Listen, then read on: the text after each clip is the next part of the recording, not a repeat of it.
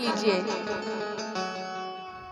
अब तो महाराज भीष्म पितामह ने कहा, महाराज मां मुझे माफ करिएगा, मैं अपने प्राणों को तो दे सकता हूं पर लेकिन मैं अपना वचन नहीं तोड़ सकता।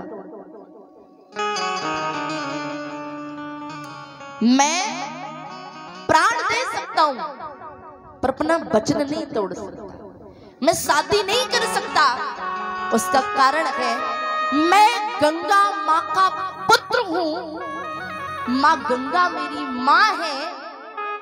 अरे दुनिया जिनका केवल जल हाथ में लेकर के प्रतिज्ञा कर ले, कोई वचन ले ले, तो वो व्यक्ति वचन नहीं तोड़ता। और मैं तो उसी गंगा का पुत्र हूं। अगर मैंने अपना वचन तोड़ दिया तो संसार के लोग मेरे बारे में क्या कहेंगे, मैं विवाह नहीं कर सकता। माता सत्यवती ने भीष्म पितामह को आदेश दिया कि जाओ, अगर तुम शादी नहीं कर सकते तो मेरा एक बेटा और है जिसका नाम है वेदव्यास, जिन्होंने श्रीमद् भागवत महापुराण को लिखा। जाओ श्री वेदव्यास जी को लेकर के आओ। वेदव्यास जी को लेकर के आए। माता सत्यवती ने कहा, एक काम करिए, आप मेरी दोनों बहुओं से विवाह कर लीजिए। वेदव्यास जी ने कहा, मां मैं शादीशुदा हूं, मैंने एक नारी का व्रत लिया है, मैं विवाह तो नहीं कर सकता पर लेकिन मेरे पास एक मंत्र है। क्या कहा? मैं शादी तो नहीं कर सकता पर मेरे पास एक मंत्र है, और वो मंत्र ऐसा है कि तुम्हारी दोनों बहुएं केवल मेरे सामने से केवल नग्न अवस्था में निकल जाए, केवल नग्न अवस्था में, तो होगा क्या? तुम्हारी दोनों बहुएं गर्भवती हो जाएंगी। इतना कहा महाराज, जब तो अंबालिका निकली महाराज, आंखों से काली पट्टी बांध करके, क्योंकि शर्म आ रही है ना, पर पुरुष के सामने निर्वस्त्र कैसे जाए, पट्टी बांध करके निकली। तो इनके पुत्र हुए महाराज धृतराष्ट्र, जो जन्म से अंधे हुए। उसके बाद अंबालिका जी निकली अपने शरीर से पीली मिट्टी लगा करके, तो इनके पुत्र हुए महाराज पांडु, जो पांडु और पीलिया रोग से ग्रसित पैदा हुआ।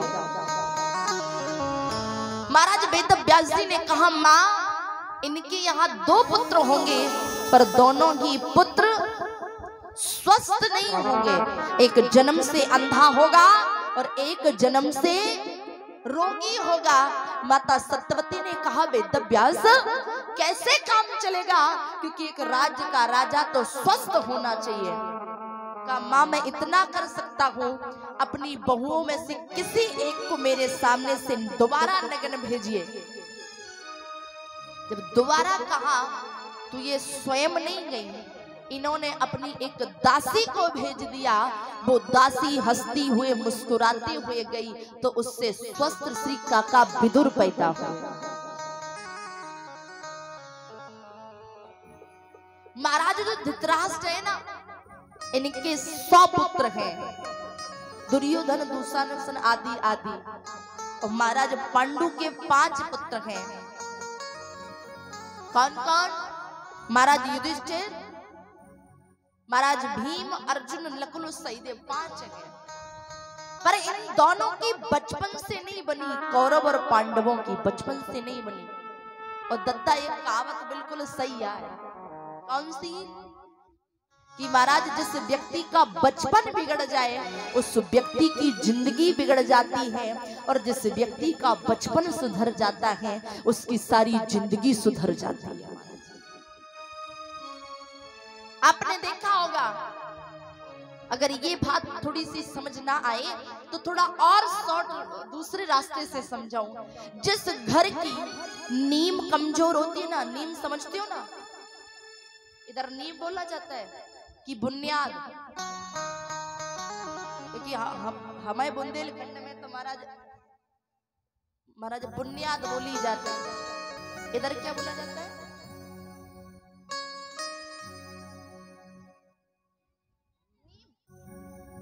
अच्छा चलो फिर ठीक है कि नीमी बोला जाता है। जैसे अपने क्षेत्र में महाराज दूल्हा दुल्हन को क्या बोलते हैं? दूल्हा दुल्हन बरना बरनी बोलते हैं ना। आप महाराष्ट्र में चले जाओ, वह दूल्हा को बोला जाता है न्योर देव और दुल्हन को बोला जाता है न्योरी। अभी गए थे हम कथा करने के लिए महाराष्ट्र में, तो भगवान प्रभु श्री राम का विवाह होना था। मैंने कहा भैया दुल्हा को